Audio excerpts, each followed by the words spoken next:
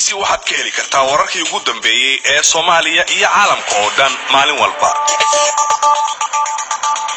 waxay la socdaa iraahday waraysi ku saabsan isbedelka siyaasadeed ee dalka Itoobiya hase yeeshee ka hormar magaalada Muqdisho oo koox dhalinyaro ah oo isugu jira wiilal iyo gabdho ay ka bilaabeen inay soo saaraan filmaan weeraro ah kuwaasi oo soo jiitay daawadayaal badan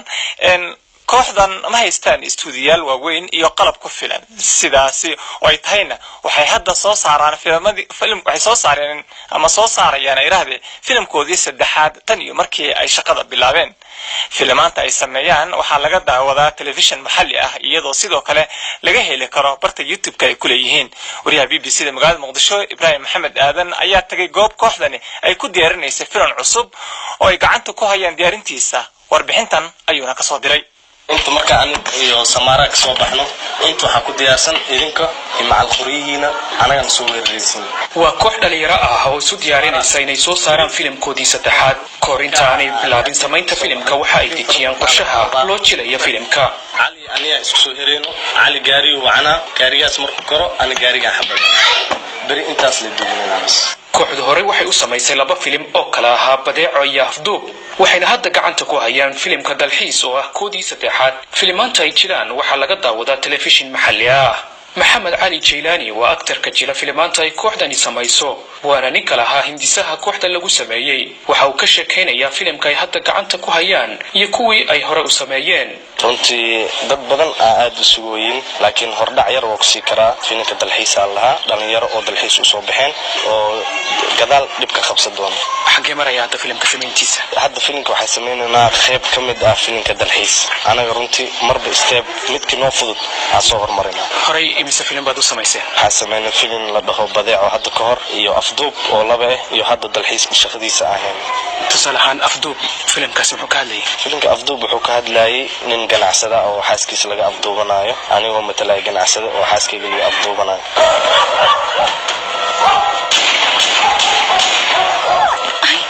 maxaan sameeyaa hadda halo macaan aniga maxaa kugu dhahay tuugadii soo weerartay tuugadii ay soo weerartaa macaan waxaan sameeynaa ma aqaan aniga maxaan sameeyaa hadda Jailani waxaan kula weydiiyay jawaabaha ay ka helaan bulshada daawata filmaantooda runtii dad badan aan la soo xiriiray runtii aad ugu mahadcelinaa dadka la dhiirigeliyay oo mar walba na dhahayaan wax soo saar runtii dad badan aan la dhiirigeliyay waan ku faraxsanaa aad u mahadsanyiin dadkaas caqabadaha la kulantaan si aad filim samaysaan caqabado badan aan la kulnaa waxa laga yaabaa in anagu soo diyaarinay oo meel aan u socono kale oo maanta wadooyinka oo dhan xirxiran oo dad inta xaafadooda waqtigooda inta soo siiyeen oo waqtigu kala go'o wadada xiran oo kale oo dhahnay maalin kala ka dhiganayna waxyaabo badan caqabado badan la jiro imkaaniyaadka haysataan qalabkaada haysataan iyo mid ku filayeen naguma filno runtii kaamirooyin iyo waxaan isticmaalnaa waxyaabo yar yariis oo anaga isku keensan runtii wax qurxoon oo ka soo saarnaa waan jecelnahay wax badan aan helno mustaqbalka maxaad ku fikiraysaan mustaqbalka ani ahaan waxaan ku fikirayaa inaa heer caalami atooro oo caalamka oo dhan laga yaqaano oo ku soo baxay magaca Soomaaliyeed istuudiyaasha isticmaashaan studio runtii meel aan studio aan qabno malahan anaga la isxilqaano anagana guriyadeena iyo waxaan ku sameysnaa bis Faisal Hussein Bashir waxay ka mid tahay gabdhaha wax ka jila aflaamta kooxdu samayso waxayna badanaa matasha atarishad aniga hadda maxaan sameeyaa sheeg tuugada meel soo weerartay hadda musadana qatar ayay ku jirtaa Faisal waxay ka sheekeynaysaa sababta ay u dooratay inay filmaan matasho aniga hamigay waa qof walbana oo adduunkan imaadana hami uu leeyahay maadaama aan atarish aan noqdo aan doorto aan ku faraxsanahay inaan noqdona waa rajeena wax walbana tilaabo waa sabahan anigana marka waan ku guuleysan doonaa qof walba wuxuu macnaha ku haminaa uu kuriyoona hadduu haysto uu ku socon hadduu wadada ku dhaqaaqo uu ku dadaal laakiin hadduu fadhiyo kuma dadaal ma helayo sabahan aniga wadadeeda ku jira hadda filna hadda